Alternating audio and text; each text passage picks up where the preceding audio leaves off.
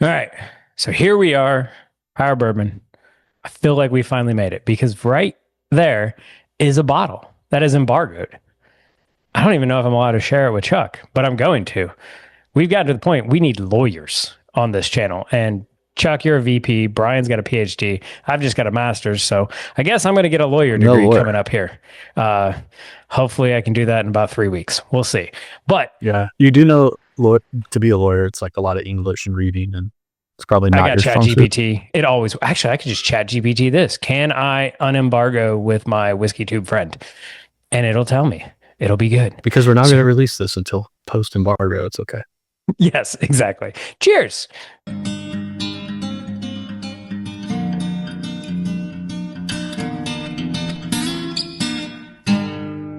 All right. So tonight, what we are going to try, and I am super excited about this bottle, is Bardstown Bourbon Company, the Hokkaido mizunnara oak barrel finish. Chuck, tell me how I butchered that.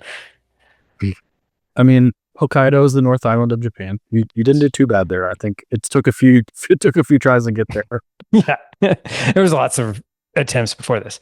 So this is their newest of the Distiller Reserve line. The previous one was the Chapel one, which was something with Notre Dame, and I felt like there was some questionable marketing ploy in that because they put 300 years old, but it was like just the trees that were Oh yeah, grown. And so yeah, it got weird. This is straightforward. It is a Mizunara oak finished bourbon.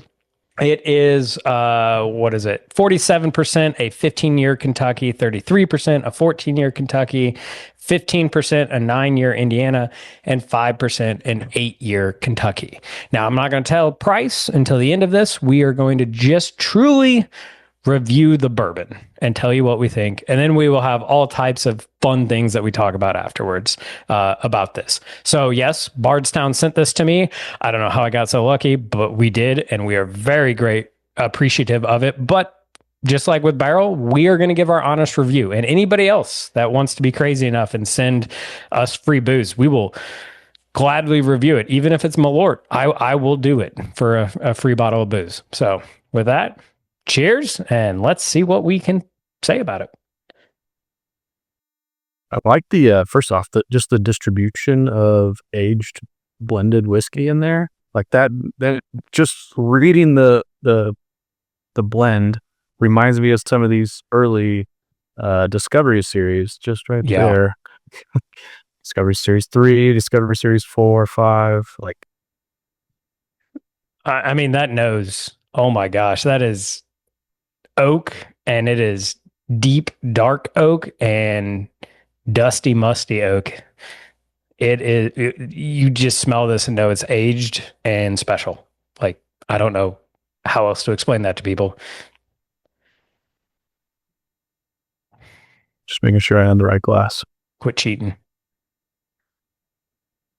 No, I was actually, because you sent me multiple samples, I was like, Oh, this is it's really sweet on my nose. Like I'm just getting a lot of vanilla, a, sugar, yeah, there's a little sweetness. and then I get and then I get over Yeah. a sweet grape. Yeah, and then it's like mm, it is a dusty wood note. Mm-hmm. It's not like a fresh sawdust, but that's kind of like it's like an old sawdust. Now I'm getting a little bit of like apple, red apple, like Yeah, maybe that's Fuji some of apple the or something like sweetness that that. I was getting. You're just saying Japanese things I mean, from Mount Fuji. I got my Chat GPT up here for my lawyer stuff. So yeah, I'm just typing in other things. It is a delightful nose. I will give them that. It is Yes. Yeah. complex. The fact that we go back and you get new notes every time speaks to the complexity of it. It's not one of those that's overly pungent in your nose. You're going to have to pull some of those Yeah. flavors out and not. Not as stringent though as far as Mm, the secondary oak finish. Not overdone, I don't think. yeah. I've been letting mine sit for about 15 minutes here. What's there? Yeah. Talk about complexity. Like there, I go back to I got a little butterscotch note. Like Yeah. the flavors are well. It's like an onion. Just peel it back. It's like Shrek, you know. Hmm. I mean, we've never said Bardstown is bad at blending. Ooh. They are very good at getting all those nuances together. And this is one of those, like, I mean, I do want to sip it, but I'm just really enjoying smelling everything. Gosh, but yeah, that oak, that dusty oak is actually, it's not dusty oak, it's a mossy oak, like a fresh rain in a forest with old oak trees is the notes that I'm getting, and I can just smell that forever. Go get to the palate. That is, well, Mm. first, the viscosity, the texture there is delightful. That's one of the creamiest bourbons I've had in recent memory. Oh yeah. And That's then, worthy. oh my gosh, it kicks into high gear in the finish. There is like the oak, but then there is a spice that just comes in almost like a sour green apple note, and it just holds through the end. It's not a peppery finish, it's more of a sour finish, which I've not really had before. But I do get, it's like that's pulling along like a nice oak finish to me.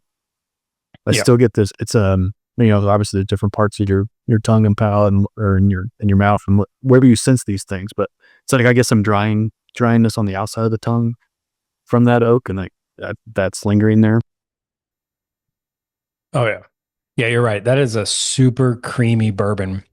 It's not the oily, viscous mouthfeel at all. It is like a creamy light. Almost, I mean, it reminds me a little bit of a cream soda, to be honest, like an A&W. And then I mean, I just came up with a great idea. A&W cream soda aged in bourbon barrels. That's what's happening here because you get those You can put them oak in notes these, that yeah. come through.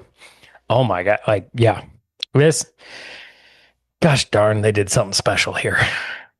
You do get like that secondary wood finish is giving you like this. It's almost like when I say spicy, it's like a prickly. It's like a that that drying oak feeling on the tongue is almost like it's like kind of like the feeling of carbonated water or any carbonated drink. When you drink it, it kind of gives you that like little Hmm. bite.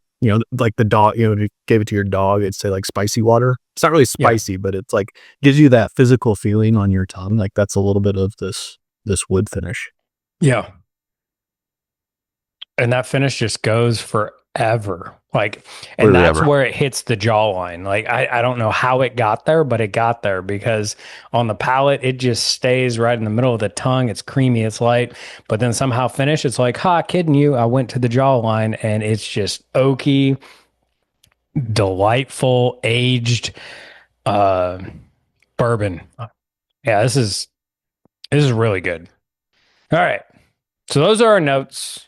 We both like it. So we're going to talk about the questionable parts, the things that people are going to have problems with, and I get it. So I'm going to start because I know where Chuck's going to go with this, and I'm going to let him have his moment. I'm not going to talk about that. So it is $100 for a 375, and originally I was probably with you guys right now, like, oh my gosh, that's a lot. So first off, I'm going to say, remember the age statements we said. Yes, there's the 9-year-old from Indiana, but that only makes up 15%. Everything else is 14, 15, and 18 years old. So that is old bourbon in this. Second, it's finished in mizunnara casks. And we all know those leak. They're rare and they're really hard. So that adds to it. I'm also going to caveat this with if you switch it to 375s from 750s, you have to pay for more glass, more shipping, everything like that. So that's going to bring the price up a little bit from that point. I like the idea of the 375s because that means more people can get it. And to be honest, if I was where I am in bourbon now and if I was getting into bourbon, it would be cooler to have a whole bunch of 375s of different styles opposed to trying to have a whole bunch of 750s because you can do some cool stuff. Now, here's why I don't care as much about the $100 price tag, and it's not as shocking to me. A while ago, Angel's Envy did the same thing, but with like 5 to 8-year-old bourbon, and it was $350 for a 750. Also, right down the road, Starlight does their mizunnara, and it is a 4.5, 5-year-old bourbon in that, and it's $160 for a 750. So if you look at generally where these Mizunara casks are, I would argue that you're getting actually a deal with this, and it's good. So prior to me tasting it, because this is the first time I've tasted it tonight, I had to like, could I wrap my head around why they charge this? Yes. Now tasting it, I absolutely am fine with the price. It is, to me, good enough. I might actually buy another bottle, to be honest, and share with Patreon because it is, I think, that good. However, if you've watched the channel for any period of time, I'm very excited about the newest thing and I love it. And then I move on to another thing, which is why my wife is so special because I've kept her around for 10 years. So Chuck is more the like reason grounded level. So we will see his thoughts. Oh, interesting. I don't know if you want to say, Brian is going to be the one that would poo-poo price. I was surprised at your initial reaction on the 375 or coming around to the idea of the 375. But to tell you the truth, behind that first layer of Discovery series, I have a lot of the old collaboration series, and it's hard for me to go back to them. And some of that's they're more of secondary finishes. I mean, this is a secondary, but I say more of a secondary spirit finished, and that those tend to be unique. But I'm kind of buying into your, hey, particularly at a collection. Once you start to get to a collection size, you value variety as much as you do individual bottles. So I'm kind of leaning towards your side of, hey, 375. So, that gives you some opportunity to buy some bottles, have additional. Well, depends on what your wife says about, can your collection be 100 bottles? Then I need 750s. And if it's total dollar spent, then maybe we can talk. So, it's some interesting variety there. And let's think back to not the first distillery to do 375 by any means, but one of the first to really do these special releases was Old Phil 117. Yeah. And that early one, that first one was fantastic. After that, maybe not so much. Maybe timed in with Jackie's departure. Who knows? That's a story for a different time. So this, this is not unprecedented. I also don't think, in my mind, I'm a math guy, economist. Like, I double the price. So if it's 375, I double the price. It's a $200 bottle. So that's what we're talking about here. A $200 bottle of bourbon. Does the price match, or does the juice match the value? Really? I look at the A statement. It does. Like, that's well-aged bourbon. I bought things, unfortunately, in the last year that would not be this good, that I paid more for, with a higher age statement, actually. So to me, what's in this glass is worthy of that price. Now, that I think you do make a good point. Would I have bought that prior to tasting? That's a good question. Fortunately for you guys watching the video, you have our review. So just go buy it and trust us later and thank us later. So trust us and thank us later. I think initially I probably would have had a hard time, particularly just lately with Bardstown. This is the best Bardstown product I've had in a long time. Yeah. They started to stray from me. They sucked me in. They won me over early on. And but this, again, the age statements on this seem to be back to, and I think the product in this glass is phenomenal. I know what you wanted me to say or go to about the value of particularly the mizunnara finish. And I will tote barrel for a value mizunnara finish. And link the video above if you want to, or whatever. We did a great review on that, and we're huge fans of that product. Just Barrel does a great job of letting the bourbon shine in any of their finishes. Bardstown does the same thing here, and this is just phenomenal quality. So I'm just gonna enjoy and evaluate this bourbon for what it is, and I think at $100 for a 375, I would have to buy what's in my glass right now. They made a believer out of me, and that's hard to do when it comes up to expensive. I guess the final say will be when we do best whiskey of the year, or we do a blind of a couple Mizunnara, because I've got the Starlight, we've got this, and we've got the Barrel, and see what Brian says, what the man of the people thinks is the best Mizunnara finish, which could be a very good video. let us know in the comments below if you would like to see that, if you stuck around this long. But Oh, yeah, we got to see that. First off, yeah, I want to hey, taste this at least 3 more times. I know you do. Just keep Yeah, saying it. I'm pleasantly surprised. I Oh yeah. didn't want to like a 375. I didn't want to like a new release from Bardstown, and I did. Like them all.